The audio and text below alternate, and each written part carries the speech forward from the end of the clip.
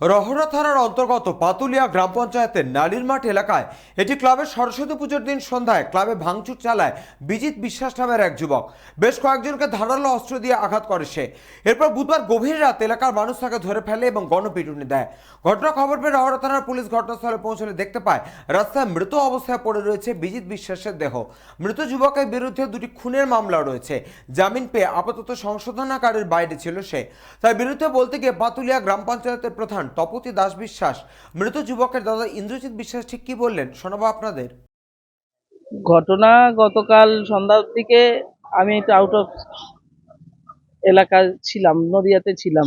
আমি হঠাৎ শুনতে পেলাম যে এখানে একটা গন্ডগোল হচ্ছে এবং তখন বলি যে পাড়ার ছেলেপেলে তারা কোথায় গন্ডগোলটা মেটানোর জন্য, কিন্তু সব লোক যাওয়া যায়, শুনছি যে সবাই যাচ্ছে এদিক ওদিক এলো পাথারে। তারপরে শোনা গেল যে ছুরি নিয়ে কেউ কারো দরজায় ধাওয়াধাই করছে এবং কোপাকুপিও শুরু হয়ে গেছে। একটা ক্লাবের মধ্যে ঢুকেছে, সম্প্রীতি সংঘ ক্লাবের, ওখানে কারো হাতে লেগেছে। এটা জাস্ট আমার শোনা কথা। আমি যেহেতু বাইরে ছিলাম, আমি রাত্রে 9টার পরে এসে আমি থানাতে যাই, সে একই ব্যাপার, ওই সব শোনাশুনিই আমার হয়েছে। আমি চোখে চাক্ষুষ আমার কিছুই হয়নি।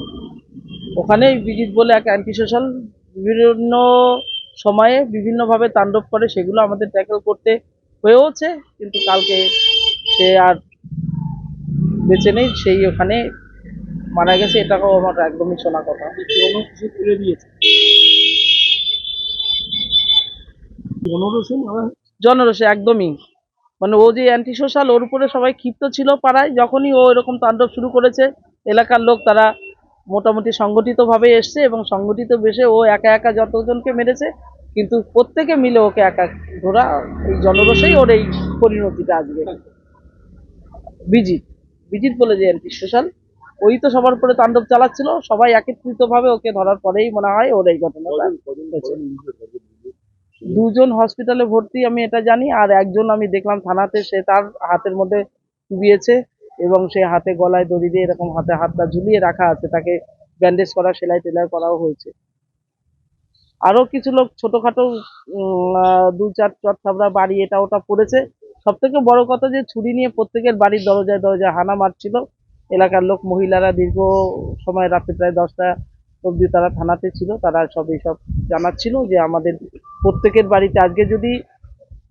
আমি কাজের থেকে এসেছি, এসে দেখি যেখানে মাটি থেকে পড়ে রয়েছে আমি ভাইয়ের লাশ। আমি দাঁড়াই, এছাড়া আমি জানি না আমি জানি না। আমি কাজের ঢালাই কাজ করি, তো কাজেরটা আসি আসি দেখে দেবো। কারা মারলো? আমি বলতে পারছি না ভাই, এই কাজ করতে বরাত টরাত বলছে। আমি ঢালাই কাজ করি। হ্যাঁ, কিছু নিয়ে কালকে এলাকায় ঝামেলা হয়েছিল, তা আমি তো কাজে ছিলাম। আমি শুনলেন? এসে কি শুনলেন? এসে দেখি ওখানে পড়ে রয়েছে, আমি আসে এইটুকু দেখি বাইরে 40-42 আর কিছু না। রহরা থেকে সৈকত গঙ্গোপাধ্যায়ের রিপোর্ট, চ্যানেল 24/7।